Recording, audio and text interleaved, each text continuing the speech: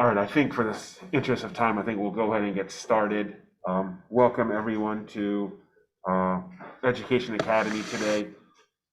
It's a real honor to have a visiting professor as part of the AUR APDR visiting professorship program. Today, we're really excited to introduce Dr. Kimberly Champagne. She completed her diagnostic radiology residency at the University of Michigan in 2017. She went on to Mass General Hospital, Harvard Medical School to complete her abdominal imaging fellowship in 2018. Subsequently, she returned to the faculty at University of Michigan in 2018 and has been faculty there ever since. She currently is the uh, co-chair of the Diagnostic Radiology Residency Selection Committee. Her research interests include gynecological imaging as well as advanced imaging of the hepatobiliary system. Today, we're honored that she's talking about adapting the residency application for a virtual platform, lessons learned during COVID-19. I think this is a topic that we're all very interested in. We're eager and excited to hear her insights. So without further ado, Dr. Champagne. Hi, thank you so much for having me here today. I'm really excited to speak to you guys on this evolving and what I think is a rather interesting topic. I have no relevant disclosures, and I do want to thank the AUR APDR Radiology Career Advancement Lectureship Program through which I'm participating and able to speak here today. And I'd like to also thank my mentor through this program, Lori Avery, who helped me prepare for this today. So today we're going to discuss techniques to enhance the virtual interview process, some techniques regarding social media presence and the interview season, and some possibilities for future direction. So let's take a big step back and ask why residencies even have interviews. As the residents and those involved in the residency selection process know, residency applicants submit lengthy applications, pages on pages, through the electronic residency application service, ERIS. Doesn't that provide sufficient information? However, the usefulness of the traditional residency interview should be thought of in two ways: utility of the interview day for the program and utility for the candidate. The ERIS application is used by the program as an initial screening mechanism. We look at medical school grades, USMLE scores, so on. However, the interview day is used to detect the non-tangible attributes of the applicant. We look for positive attributes, such as strong interpersonal and communication skills, maturity, dependability, honesty, a true interest in the specialty, the ability to recognize personal limitations, conscientiousness, curiosity. We are also on the lookout for negative attributes, such as anxiety and aggression. Programs are also able to use the interview day to their advantage as a recruitment tool to attract the best candidates. So for example, here we've got two great candidates on paper, and through the interview day, we're able to, shall we say, select out the candidate who demonstrates negative attributes. The interview day gives the applicant the opportunity to form both subjective and objective opinions about program quality and compatibility that the candidates will then use when they develop their rank lists. Applicants typically consider a number of interview day experiences to be especially valuable. These include one-on-one interviews with the program director and other faculty, getting a feel for the program, interacting with current residents, touring the program's facilities and often the surrounding town, and viewing informational presentations about the program.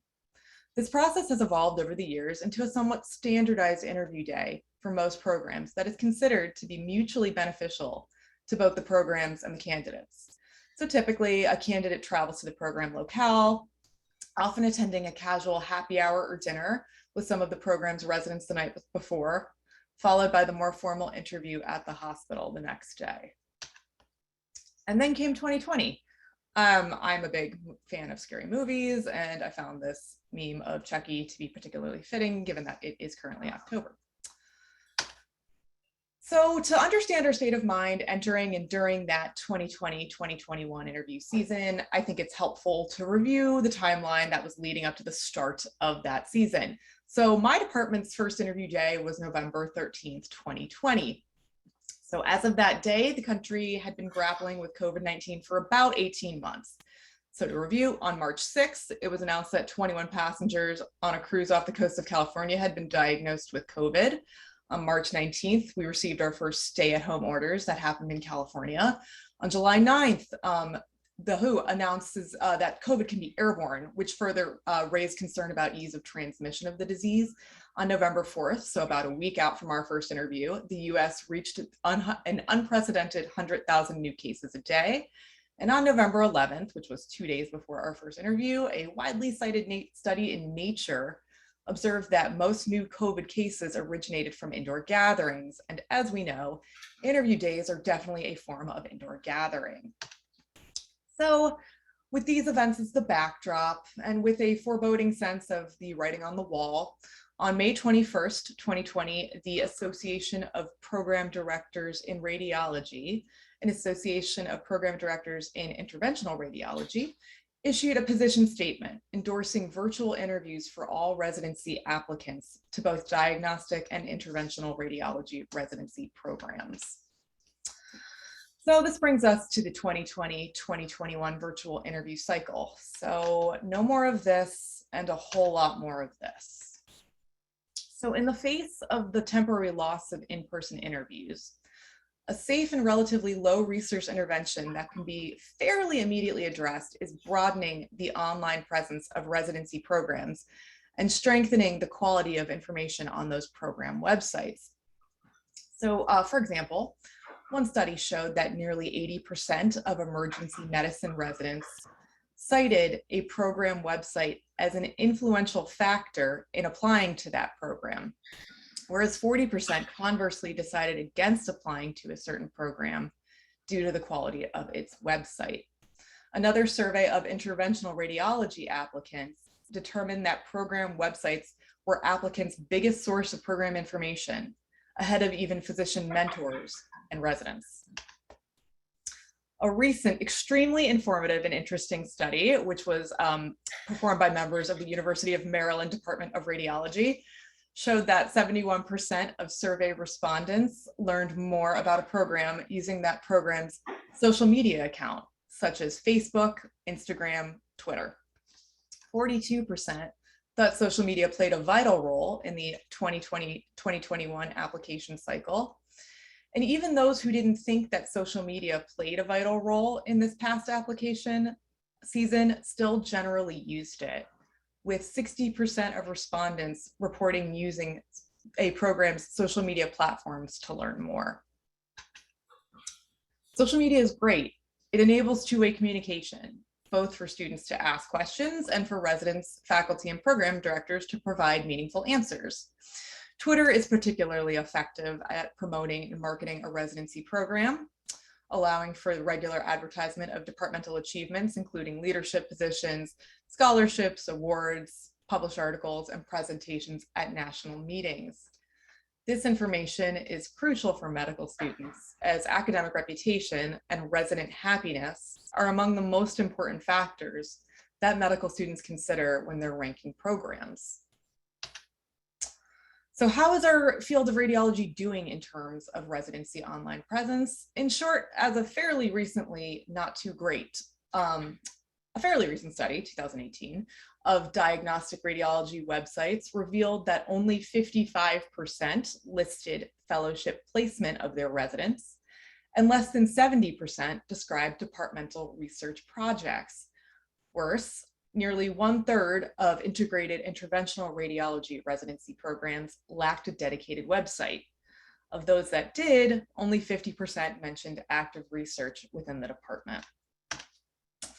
So at Michigan, we decided to address this in early summer of 2020.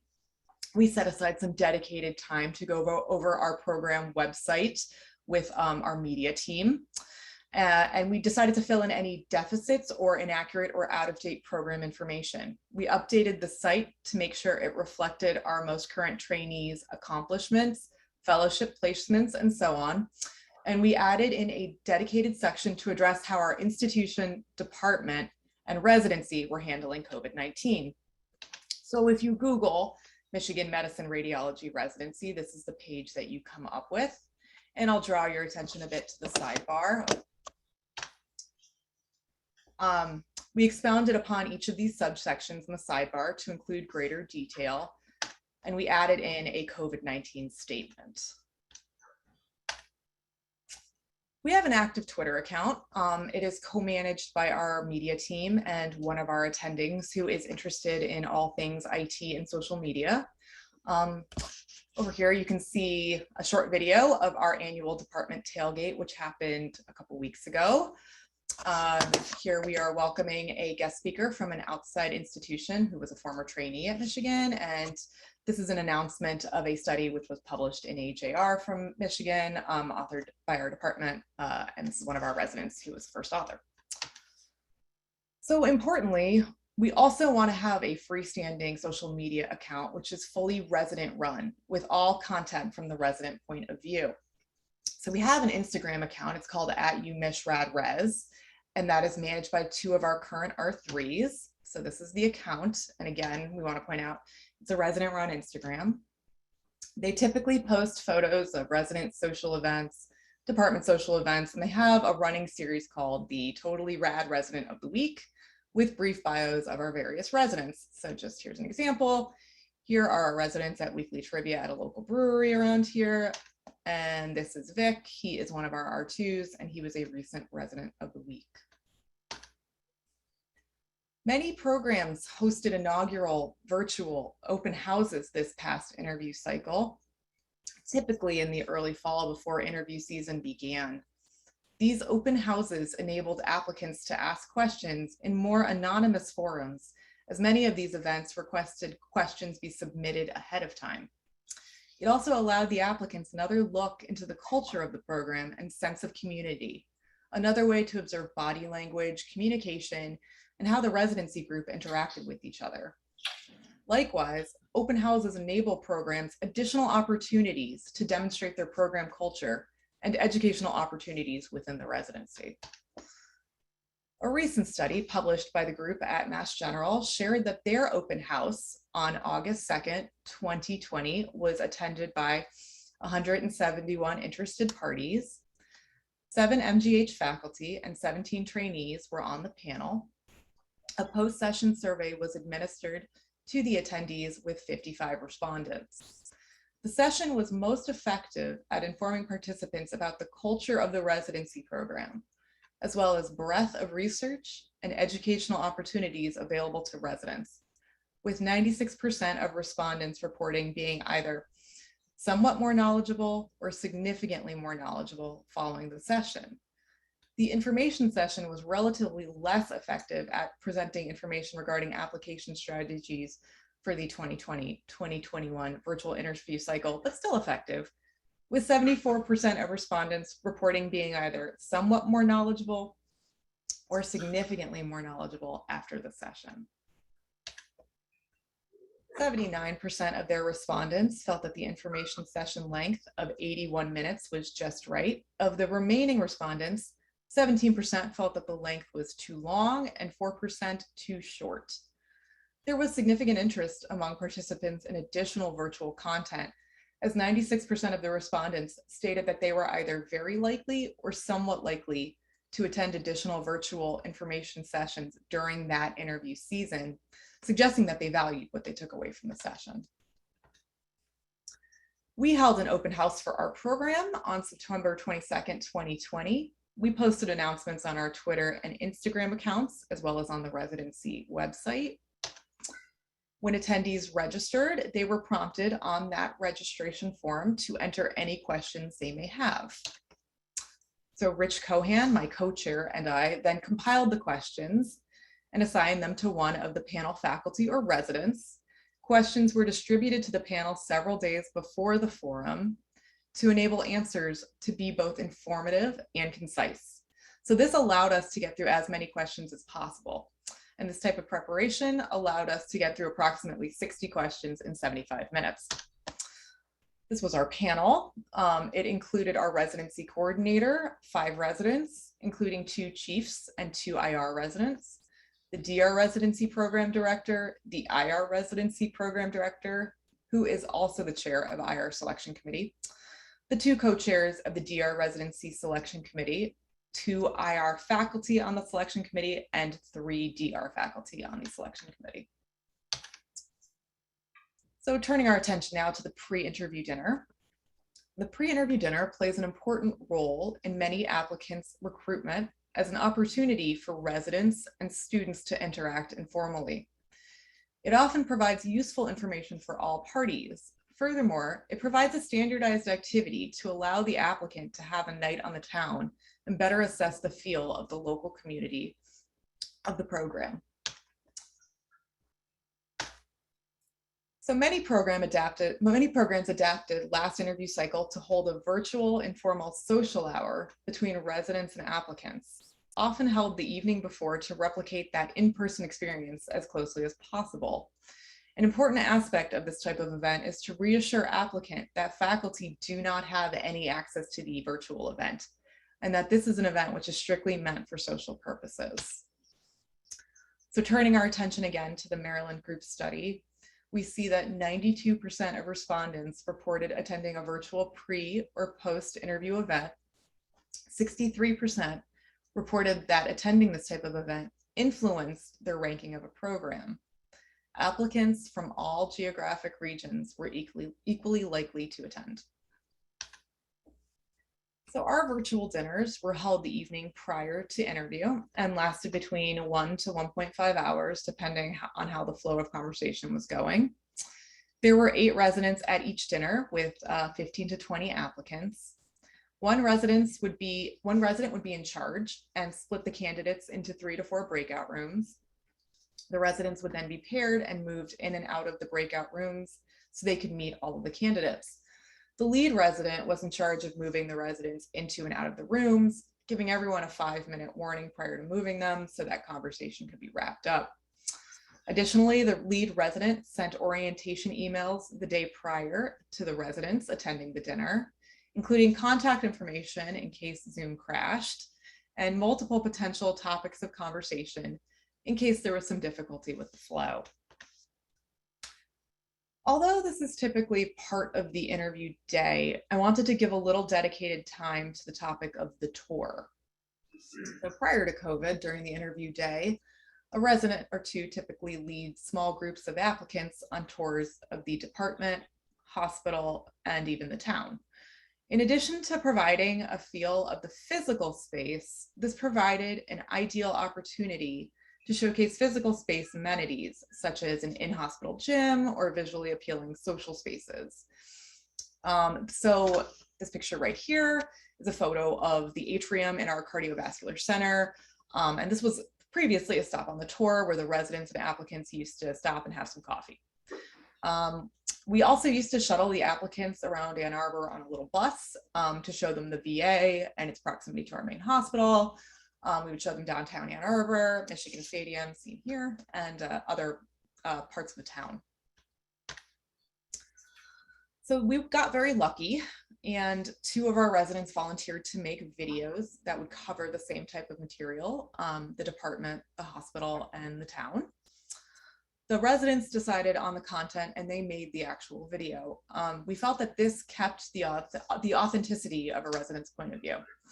We provided them with equipment that they needed, such as a tripod that they needed to use to film with their smartphone.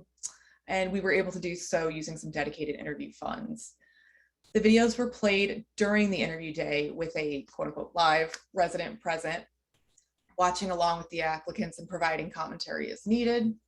And we also thought it was helpful to have a resident present during the playback of the video to answer any applicant questions which arose. One major lesson we learned last year was in regard to Hipaa and patient protection in terms of these videos. We learned that our healthcare system's compliance office needed to review any film material of the hospital prior to it being shown at that interview day. This meant that in addition to patient information not being included in the video, no patient likeness could be shown. So practically, that meant that no one could be shown in the background of a shot. So even if the person's face could not be seen, if you were standing in a hallway, there could be no one else in the hallway. Another example, one edit that we had to make to the video involved a window in which the faint reflection of a person could be seen. You couldn't see their face. You could like vaguely make out a humanoid form, but that was enough that we had to edit out that whole shot. So with all this in mind, the residents found it easiest to film the tour at night when the hospital was less populated. Additionally, we learned that the compliance office could take weeks to over a month to review this type of media. So we found that it's best practice to present that type of material to compliance well before it's actually needed. So finally, let's get to the interview day itself. When we think of video interviews, we tend to first think of the drawbacks. So let's talk about more of the intangible drawbacks first. These include inability to meet informally and strike up casual conversations with current residents and faculty on the interview day, which would allow the applicants to get a better sense of culture and resident satisfaction. When not on site, students are unable to tour the training facility and witness normal daily operations firsthand. And all applicants also cannot attend the departmental teaching conference in person, missing out on more nuanced resident faculty and resident interactions which occur in the didactic setting. There are also potentially problematic technical issues for applicants. Some students may lack access to a professional, quiet background setting in which to hold a video conference. Some students may not possess appropriate technology, computer, high quality camera, high-speed internet. Video conference interviewing introduces some challenges for residency programs as well. Application behavior through informal interactions with current residents, faculty, and staff on interview days, behaviors that programs often find to be very informative, cannot be observed. Scheduling difficulties may also arise when applicants are in schools in different time zones. Finally, since invited applicants face fewer obstacles in participating, it is conceivable that applicants who may have otherwise declined an interview because of a lack of true interest in a program will take up an interview spot in that program. Spots that, from a program's perspective, may have been better offered to a different applicant. This could result in the necessity of the residency program having to interview more candidates or risk not filling all of their allotted positions. Video interviews differ from in-person interviews in three main respects. Video interviews may suffer from poor synchronization between audio and video signals, and that results in less fluid conversation. The transmission of nonverbal cues is less pronounced in video interviews than in person, and visualization of the other person is limited to the head and torso by video conferencing. These factors could result in video interviews altering both applicant reactions and interviewer ratings. So while we may be quick to jump to the disadvantages of a virtual interview day, video conferencing does hold several benefits over traditional on-site interviewing. The virtual interview day does offer financial savings, mostly to the applicant, but a bit to the programs as well. So for applicants, the traditional interview season expenses include travel, lodge, and meals. And based on the most recent survey by the AAMC, interviewing for a residency costs a student between $1,000 and $11,580, with a median amount of approximately $4,000. The cost for students choosing to interview at radiology programs is likely at the upper end of this range, as applicants in our field typically apply to more programs than many other specialties. Video conference interviewing could expand interview opportunities for students who, for financial reasons, have limitations on the number and locations of programs at which they can interview.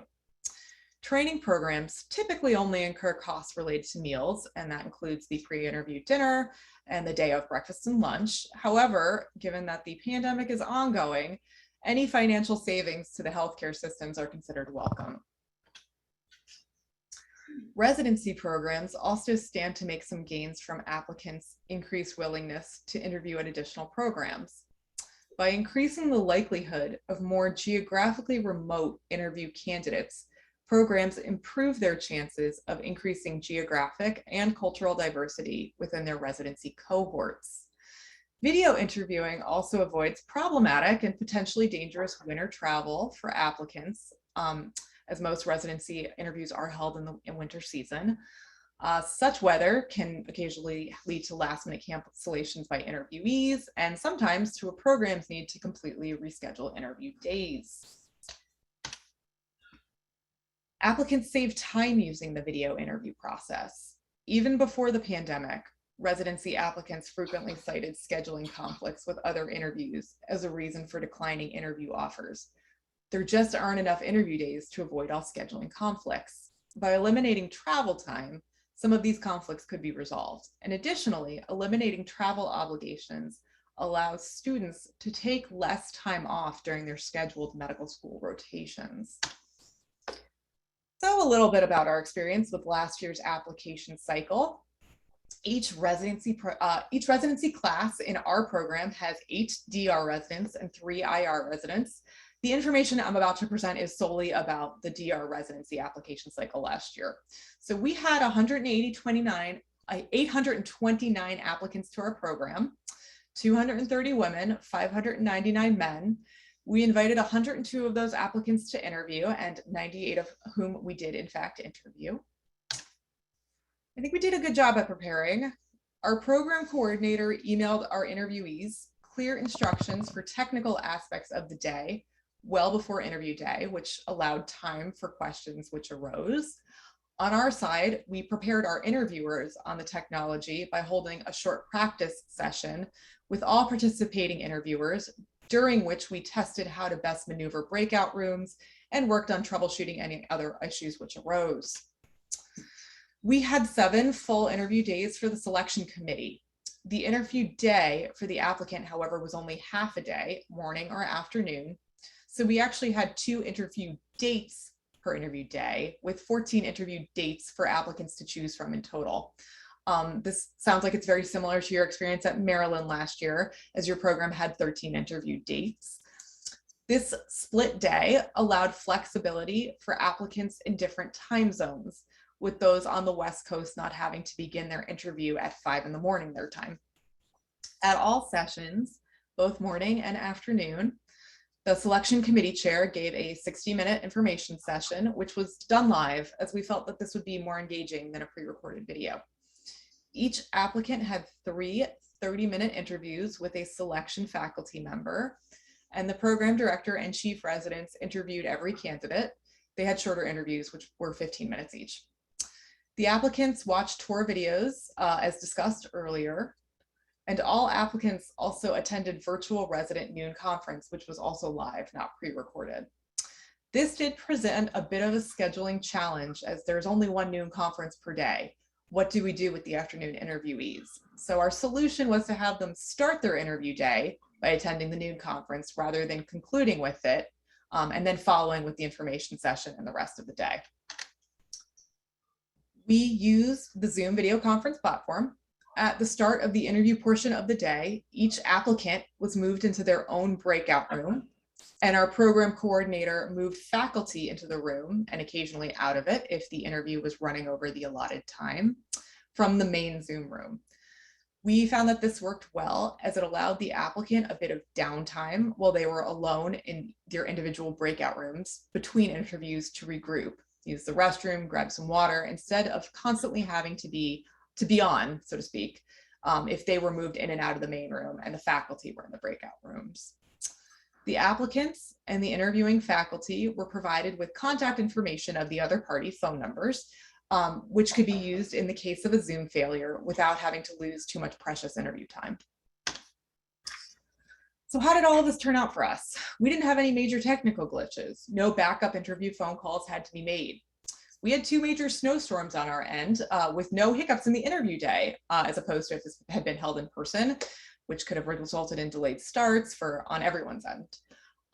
We even had an applicant interview while he was COVID-19 positive, thanks to the virtual nature. I chatted with Dr. Resnick, and he said you guys had a similar experience with Zoom, with it working well without any major difficulties. I can't comment on our rank list, but suffice it to say, we're extremely pleased with the class that we matched. We originally thought that we might match mostly with students who are Midwest based, based on all of the factors we've been talking about, and applicants perhaps not wanting to risk it during such a time and strayed too far from home. However, that proved incorrect.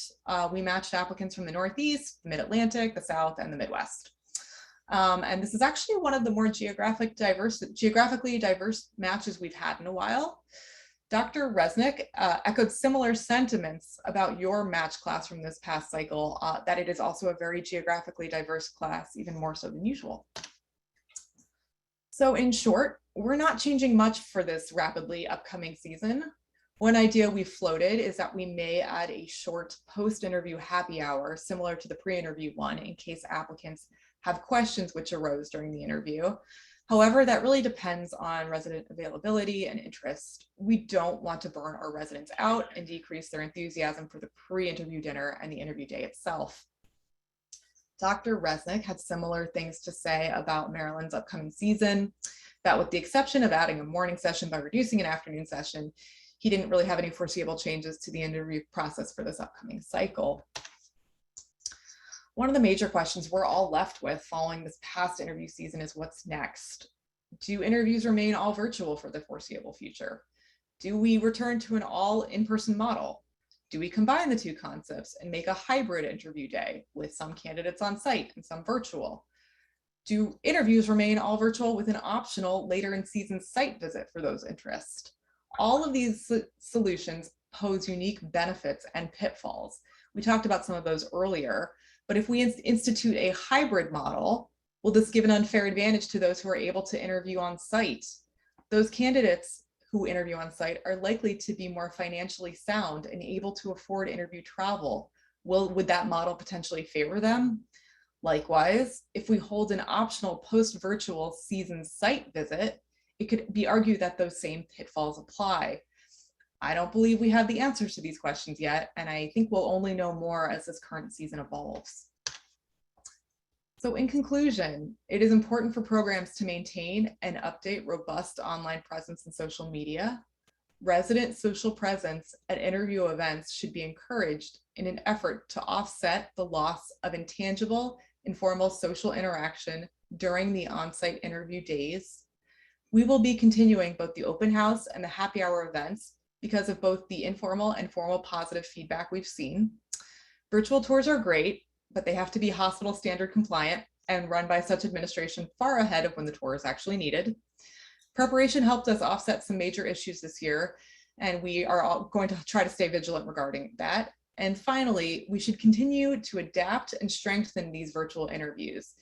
Even when we return to on-site interviews, virtual interviews may remain a permanent option due to those benefits which we discussed earlier.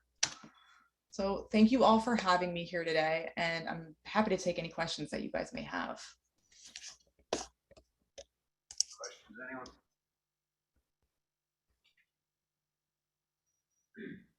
The crowd is silent. Wait, Great. question from a chief resident. I guess with the savings from interview dinners, which is probably savings from all programs, did you find the smart way to reinvest that have returns? The question is, did you have a good way of reinvesting the money the department saved from not having to provide dinners and lunches? The honest answer to that is most of our funds were lost to the department in general due to departmental losses. So we had very, very limited funds to begin with. I think all of that went to like giving the residents a tripod to film with their cameras. That's an expensive tripod. Extremely expensive. No, the truth is most of our interview funds got diverted last year. So the only thing it did here, we had the same experience. It made it a little bit easier to go to the chairman and ask for a few other things and use the excuse that, hey, you saved $12,000 on dinners. We should try that, and I think we will now. Thank you. Yeah, and hopefully Dr. Mellum is not on this Zoom. Any other questions? Yes.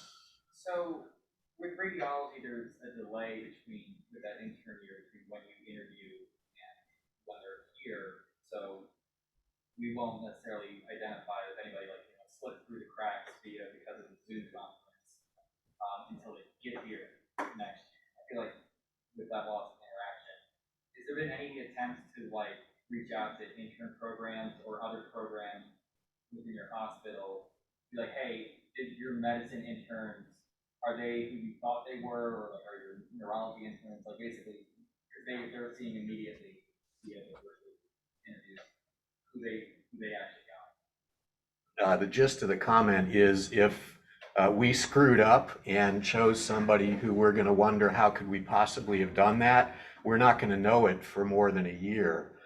And the question would be, is there experience from non-radiology programs that had an immediate turnaround, like their people started in July, that might shed some light on this, even though it's out of our control anyway, you know, we're stuck with what we got. That's a great question. And we haven't looked into that. Have you guys gotten any feedback like that at Maryland? We get the usual feedback either mid-year or end of year from internship programs, which is exactly the same as it would have been anyway. Right. But the die is cast, so we won't know that we screwed up until it's too late. It's a great point. We won't know until a year more than most of the programs. I guess we'll wait and see. Anyone else? Yeah. With the loss of the social aspect in the virtual interview program, if you guys as program directors feel like that affected who ended up matching or who ended up printing the program, or did it kind of even out of years past? So the question paraphrased is, we lost a lot of observational possibilities from the virtual instead of the in-person. And do we think that had any effect on our match, either who we matched with or how the whole thing developed? And I'll speak for the University of Maryland saying we'll never know the answer to that. Yes, we definitely lost things, and we did the best we could with the format we had, and I suppose we won't know until people are on site and we've had a chance to work with them whether we screwed up, so to speak, but that doesn't mean that we wouldn't have screwed up if it were not virtual. So I don't know the answer to that question. Yeah, I feel this. I feel similarly. It's hard to tell, and it's hard to tell what is causative there. I would try to politely say that we have probably mismatched applicants in the past, even with the in-person interviews. You know, we'll occasionally look at a resident and think, you know, maybe that wasn't the best fit for the program. And I'm sure they think vice versa occasionally. So I don't know how much of that is necessarily due to the virtual nature of the cycle, but I agree that the virtual nature definitely has to contribute to it. But again, we kind of make the joke that you just have to be a normal person for like 6 hours of an interview day, even when you're on site. So, but you know, certain behaviors do get through more in person than virtual. I totally agree with that. Yeah, so it sounds like University of Michigan and University of Maryland are very similar. You just mentioned one difference, though. We've never screwed up on never. I shouldn't have said that. This is being recorded too. This is going to the AUR. It's bad. Any other? Yes. Have you noticed any changes in objective metrics like average exam scores or male to female ratios in the class that was admitted virtually? The question was, have we noticed any objective changes in the people who we actually matched with? Because I was going to immediately answer that the single biggest change both last year and this year from the year before that is the volume of applications. But as far as the demographics of who we matched with, I mean, it's an N of 1. So I don't know how to answer that other than I don't think it had any effect at all. Yeah, I do. We actually did match more women in our most recent class than we have previously. But that's something we've been actively working on. I think all programs are actively working on making sure that women are equally represented. So I don't know if that had to do with the virtual nature of the cycle or simply what we were paying attention to, but I do think most of the other metrics were pretty, like exam scores, class rankings, that kind of, I think it was pretty similar to years past. And as Dr. Resnick alluded to, one thing we saw with the last year's interview cycle, and then we just went through it again this past week with the programs able to see the ARIS applications for this year, was just the volume of applications we have received is immense. And I know Maryland's got to be experiencing the same thing. I think we received probably about 1,000 applications this year, which is an increase from years past, and lots of really excellent candidates. And my main concern, I'm sure Dr. Resnick has a similar concern, is that with the ease of applying now and the ease of interviewing, we have every applicant applying to every program, and which throws off the nature of the cycle in general, and kind of goes against what we try to do with this cycle. So we'll have to see how this works out with this interview season and this upcoming match. Yeah, and that's a huge disadvantage to this whole process, that the powers that be that decide the future of the process aren't going to take into consideration. The positives for this of lack of travel and lack of expenses seemingly overwhelm the programmatic issues of how can I read 1,000 applications and how can I do this? So that remains to be seen. I will add that I think it's out of our hands because there are going to be national decisions made, not in radiology, but in all of organized medicine, that make the decisions of virtual versus not virtual in the future.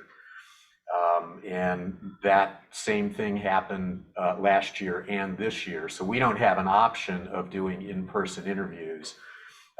And I suspect that that will continue in the future.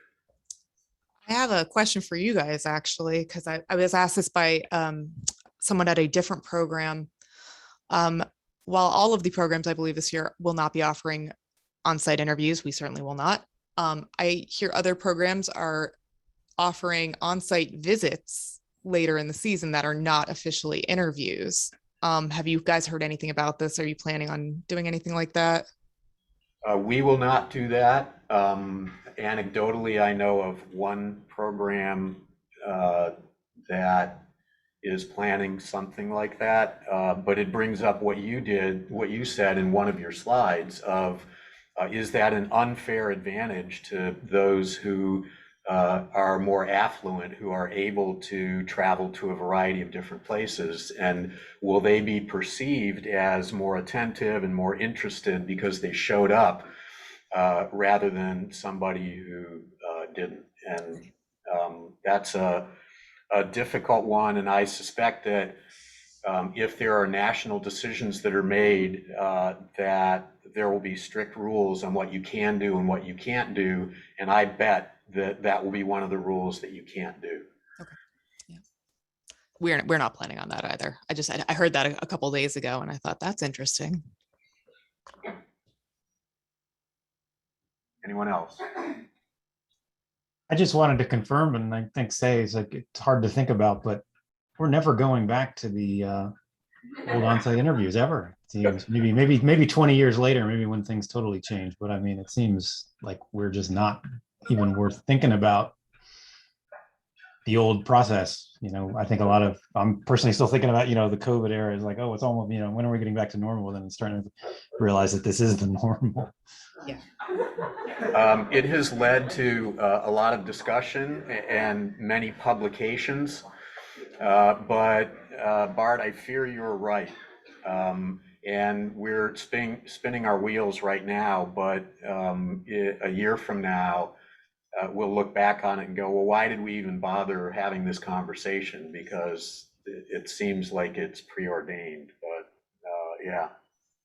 I guess that's just why we work on optimizing the process that we're currently doing as well, instead of trying to fight it and say, well, things will be fine soon. That's it. Just move forward in the direction that we're going in, I guess. Any last thoughts?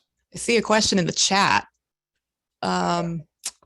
Considering Hipaa, would you recommend doing a recorded facility tour versus live virtual tour on the day of the interview?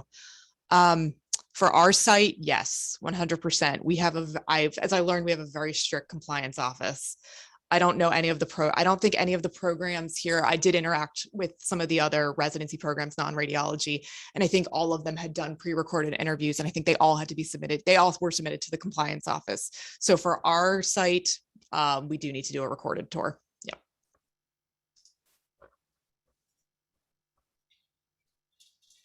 All right, well, wait, one more. We still got one more. For the open house at your institution, are there any like constructive icebreakers and that kind of get to know the applicant better, or the applicant get to know residents better?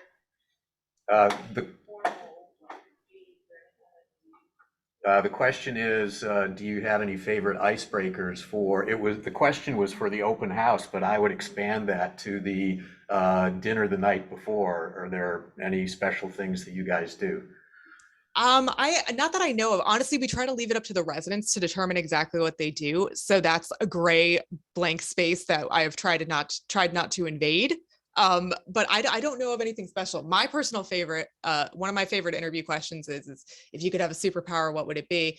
And then I also ask what reality TV show you would have been on if you had the opportunity. But that's just what I do with my interviews. This is a reality TV show. I know, right? This is it.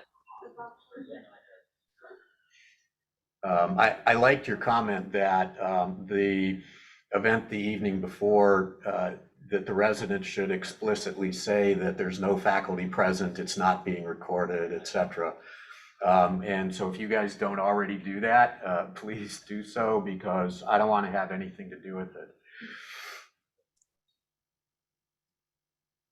Okay, Kim, thank you so much. It was good to hear that, as I said, Michigan and Maryland share a lot of the same issues, both positive and negative. And our thanks to AUR and APDR for allowing you to do this. I think it's a great program. And you and I can talk offline at any time about commiserating or thinking ahead of what we might be able to do. Absolutely. That would be great. Thank you so much for having me here today again. And you guys had some really interesting questions and points that I will be bringing back to our program. Yeah. All right.